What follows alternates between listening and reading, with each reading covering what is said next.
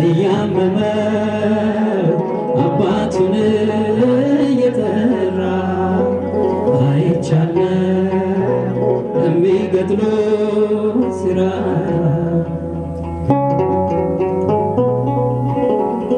እስቲ መዓዛሽ ያውዳል በሉ። ድምፃችሁን ከፍ አድርጋችሁ መዓዛሽ ያውዳል፣ ስምሽ ይጣፍጣል። እመቤቴ ማርያም አንቺን ማን ይመስላል? እሺ ድምፃችንን ከፍ አድርገን እመቤታችንን እናወድሳለን።